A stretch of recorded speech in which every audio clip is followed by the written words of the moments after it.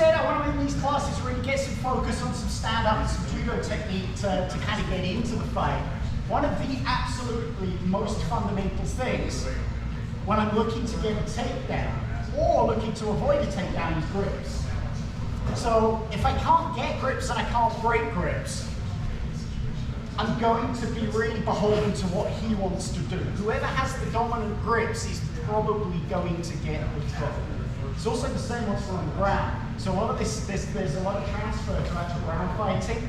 Being able to get grips and break grips and knowing when to hold them and when to churn them is really important.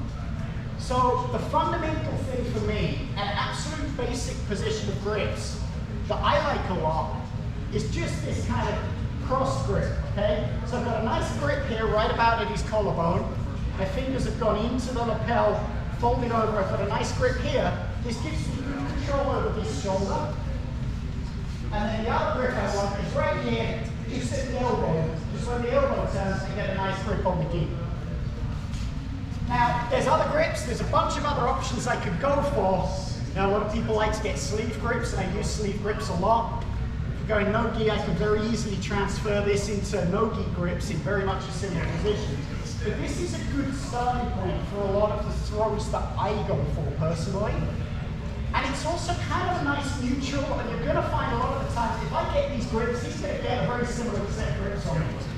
And we're going to go into this kind of neutral position where we're now into like a little bit of wrestling, and footwork is going to move each of us around a little bit, and now we're in the game of trying to get a dominant position to actually go for a throw. So, how do I get these grips? Well, the first grip, this grip down here, I have always found that just being a little bit dominant and actually just going for it gets me this grip. A lot of times in a jiu-jitsu match, you slap hands and start, and both people are like, what's the other guy going to do? Is he going to pull guard? Is he going to go for a double leg? What's his style? What's he going for? And in that moment, what I really like to do is I just grab the gi here, open it out a little bit, and get that grip.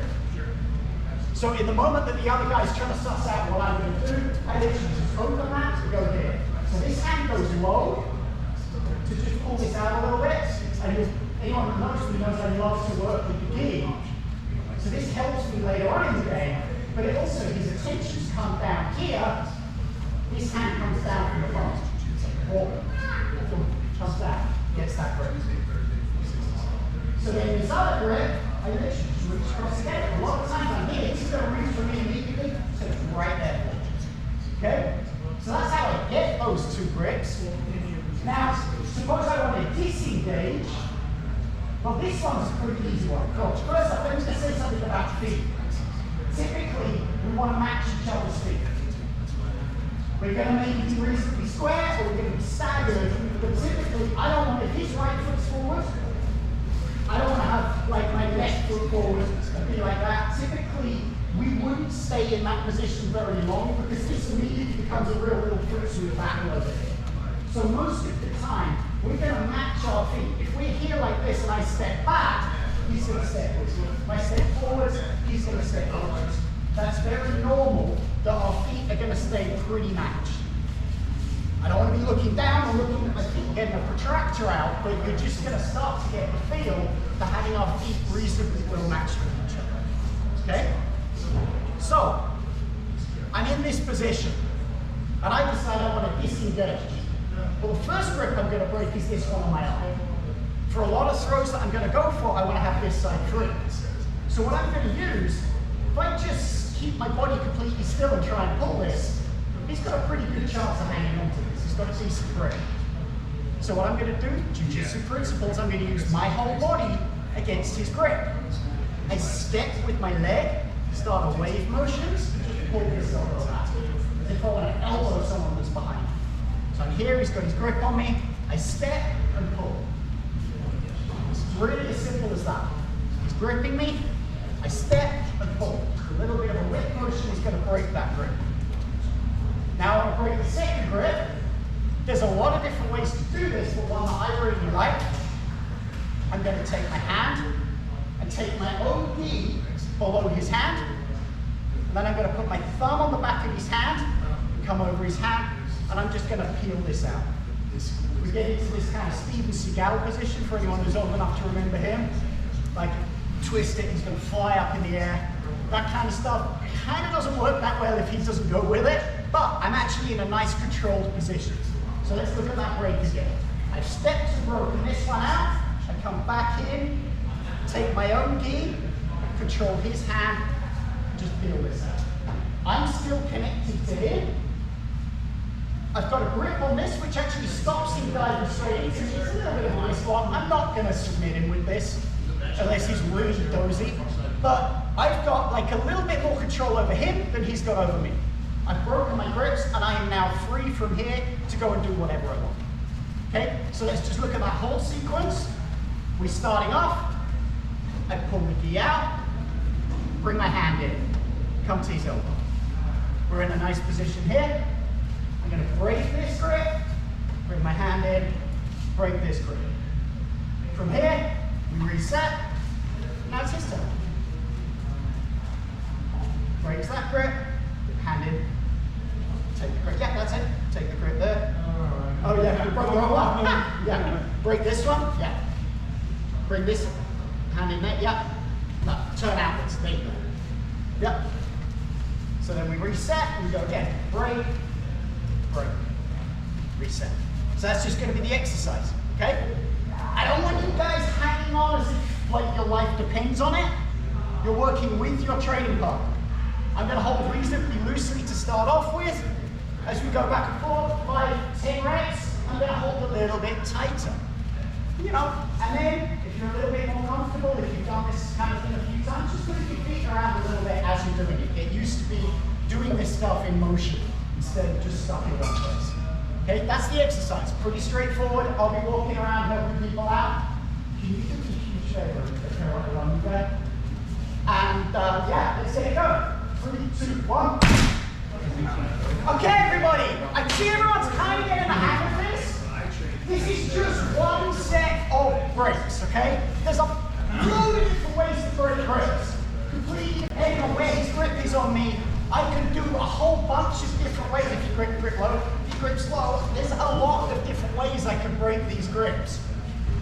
You know, there's a huge number of different ways to break grips. This is just a real nice basic one that works pretty damn well.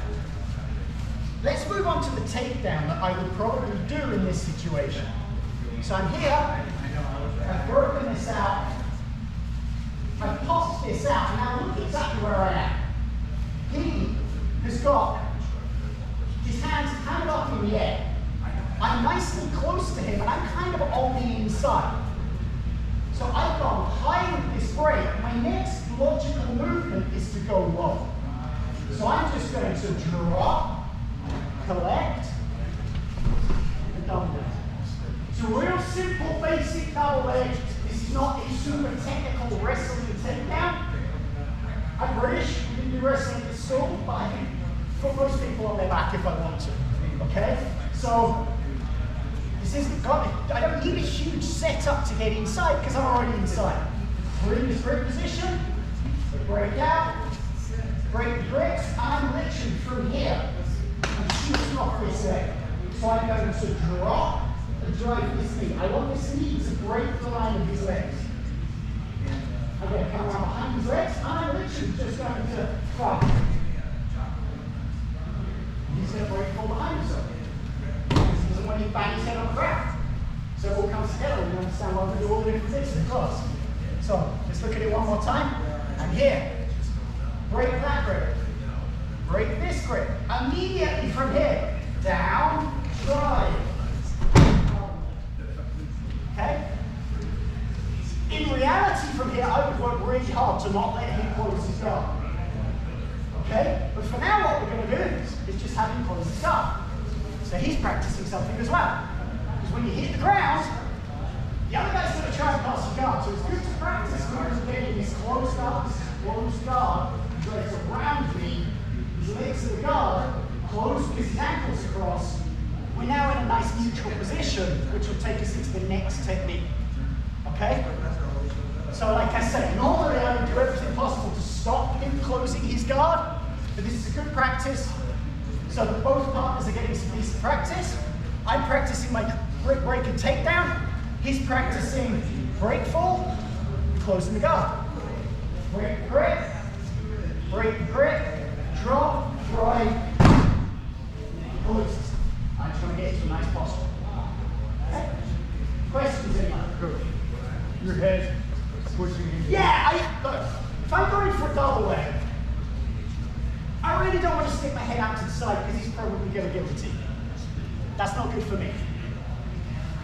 I kind of want my shoulder or face to just hit his hip line, because what's happening is, I don't know if you guys, when you were kids in high school, did the thing where one of your friends would distract someone else would go around the back, do like that, and then you push them. It's pretty much what we're doing here, right? My hands play part of, you know, in frame. So I drop down here. What I'm really looking for, I don't want my head to get ahead of my chest. What I really, my perfect point would be, as my knee hits the ground, my chest hits his waistline, my chest and neck hits his waistline, and my arms pull in. So if I time that exactly right, I'm driving straight through him, he's going to go down like a sack of potatoes. So I'm going down and driving at the same time. He's going down. Gravity, I'm come straight on my leg. All right, now we're going to close that guard. A good question. Yeah, in theory, if I shoot the double leg, I should be able to shoot the double leg against the wall without breaking my nose or hurting my face. If my face hit that wall first, it would hurt me. If my face doesn't hit the wall at all, I've got no drive and I'm not going to take someone down. So I should be able to get in front of a wall and boom, knee hits the ground at the same point as my chest hits there, getting maximum transfer of energy. Okay? So let's, any more questions? Let's give it a go. 3, 2, 1. Okay, everybody, exactly where you are, just turn your face for 1 second. Okay? This double leg shot, okay, they call it a shot. I don't want to drop here and go here. I want to drop, so level change, and drive. So with no one here, what I'm doing is I'm going down, and then I am exploding off that back leg. Come through here. If I need to keep driving, I'll step around with that and keep driving. Put the guy through the wall. Okay? I'm here, I've broken my grips, I drop, I shoot. Keep driving through. Okay? The biggest problem most people have when going for takedowns, particularly going for a double leg, is just being timid with it. If you're timid with it, the other person's just going to shuffle back, sprawl on you. If you're timid with it, there's going to be a gap between the two of you. And when you hit the ground, you're going to bump together. That's what will hurt. If you are glued to the person and you go through them, you have a nice soft mat here, nothing's going to hurt either of you.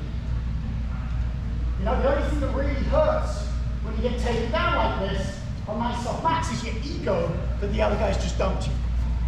Yeah? When you get a real good wrestler and they start going through lifting and then diving on you, dive bombing you, that hurts. This shouldn't hurt. So just be confident with it. Be relaxed. If you're tense, that's when we make silly motions with our body and hurt ourselves. Be relaxed. Drive. Flow.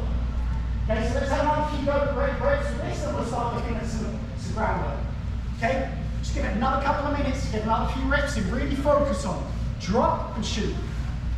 Okay, let's go. 3, 2, 1. Okay, this is good. This is good. I see everyone's pretty much getting it. I don't need everybody to be perfect.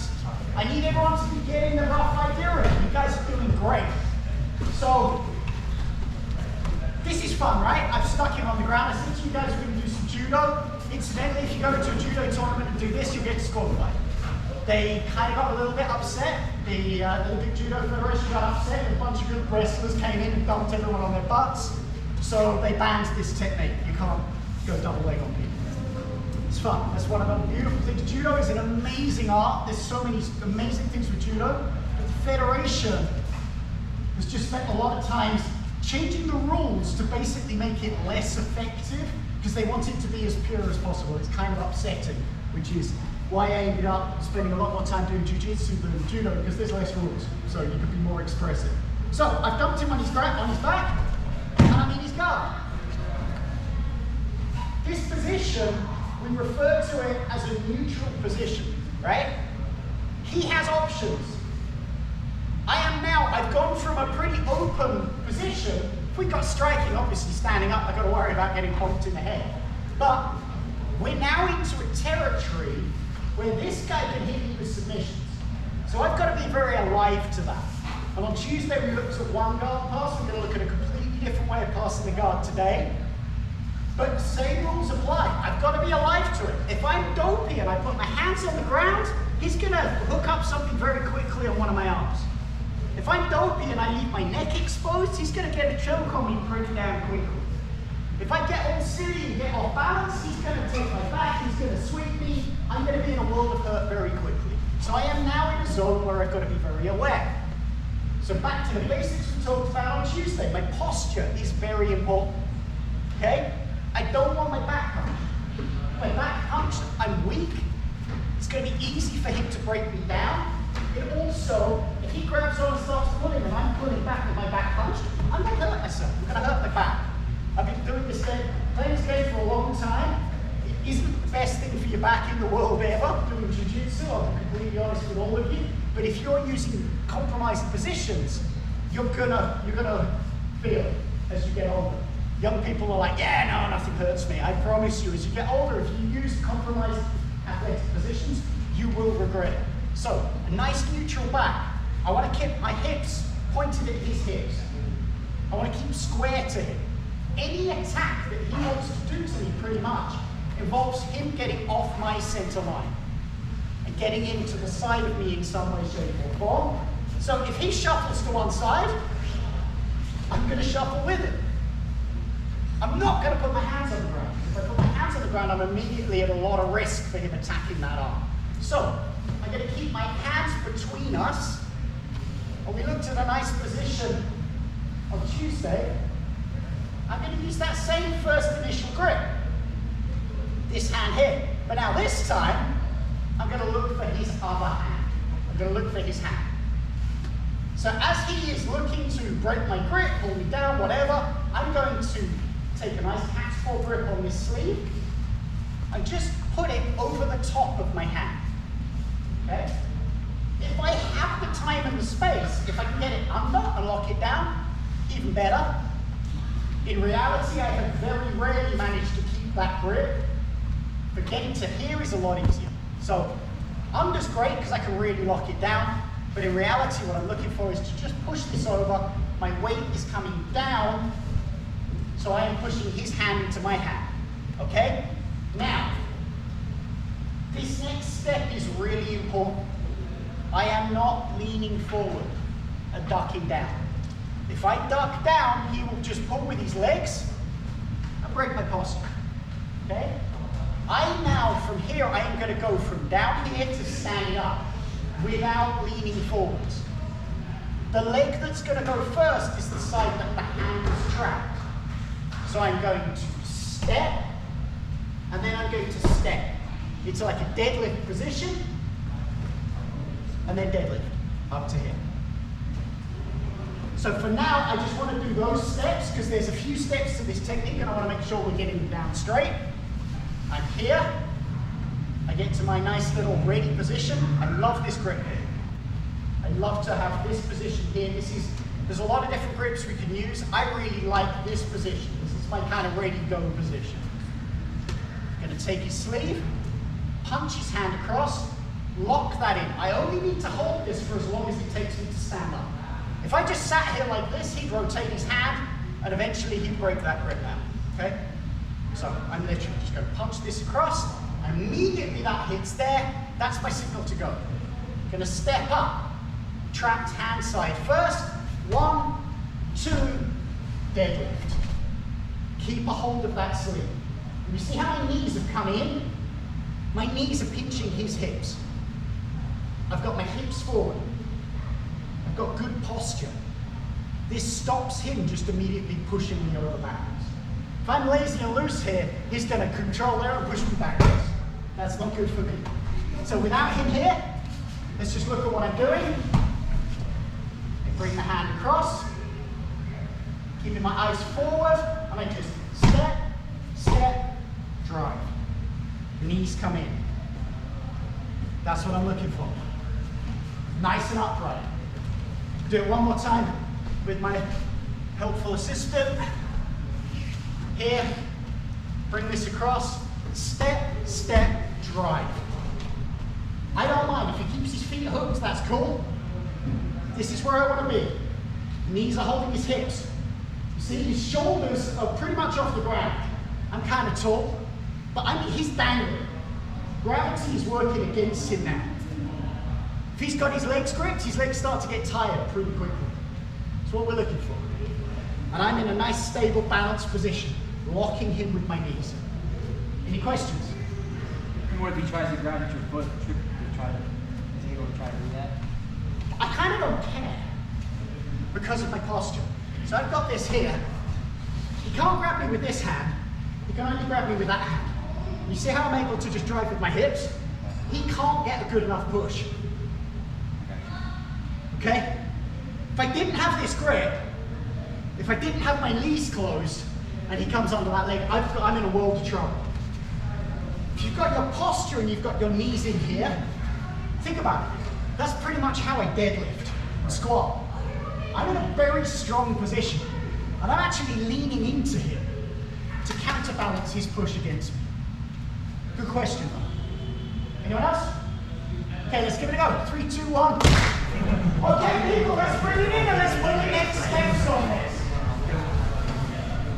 So, a lot of this works off the fact that I'm actually holding the person in the air with my knees. A lot of you guys are saying, well, if he gets on the ground and he drives with his legs, I'm literally holding him up with my knees. I came around and you felt it. I'm holding the person up between my knees. So they're dangling. I don't want him to be able to get, if he gets his hips low to the ground, he's now in his open guard. Now we're playing a different game. It's not game over, but it's a different game. I'm now passing open guard. Right now this is still a closed guard pass. So I'm punching this across, step, step, drive. You see how my knees are holding? I'm holding him. He kind of wants to roll that way. If he did, that would be awesome. I'd just roll out on top of him. Okay? What I'm going to do here, I'm going to take both hands. So I'm holding this for now. I let go of that, and I go with both hands. I drop his hips down on top of my knees. So my knees are close together in this one. Right? Normally in the guard, I have my knees spread out a little bit. My knees are close together to make a little table for his hips. And I literally scoop him up and put him down here. If his hips were on the ground, he'd be in a good position to get some movement going. You don't feel really comfortable to move around here, right? And you see I've got this cable grip, and I'm pulling my elbows in. So I was holding his hips with my knees, now I'm holding them with my elbows. Next step, I'm going to take hold of his gi. I can take the belt. What I really like is the skirt of the bit that's on the other side. Yeah? So if you look at this, my left elbow is locked against his hip. Next step. This is where it gets a little bit funky. I'm going looking for his underwear. My right hand, I'm going to kick my right knee back, and I'm going to grab the belt of his pants right at the label. Okay? And I am going to put my fist on the ground, and I'm going to lock my left elbow in. And now I'm just going to walk in a circle until I pass this guy. You'll notice this arm didn't move at any point. I've locked his hip, and I just grind past it. It's kind of uncomfortable for him. The biggest mistake people make is they'll let that arm wander, and then they'll just spin in circles, the two of you. You just go in circles. Okay? I want to pin him where he is. So I'm here, punch across, step, step, drive, locked his hips. Okay? Both hands come. 1, 2. Knees go down. Nicely under his back. Give him a little chiropractic adjustment. Take hold of his gi from the other side.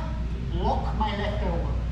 My right hand's going to take the pants, put this on the ground. Yeah? You heard the grunt there? This is not comfortable for him. And then I just walk. You see how my elbow's still here? Walk all the way around here. Same. Okay? Questions? I'm going to be walking around because there's details on this one that people struggle with a little bit. The main detail people fail with is not locking that elbow. So I get my gable grip, get the gi, get the pants. This arm is literally just going to stay where it is, and I walk around that arm. That arm has to stay. If it moves, his hips free, he's going to move with you. Okay? Let's give it a go. 3, 2, 1. Okay, everybody. Bring it in. Let's bring it in. Bring it in. So, we've been looking at these techniques. So on Tuesday we did a pass where we stay low, where we stay on our knees and we stay low, pass under the legs and over the legs. With this one we used a pass where we're standing up. Okay. What I want you guys to really start thinking about is honestly to pass his guard. If you're lying on the ground and I'm in his closed guard, there's a couple of phases to passing the guard. First thing I've got to do is open his feet, right?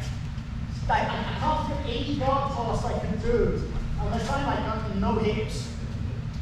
There's no guard pass I can do that doesn't involve him unhooking his feet at some point, right?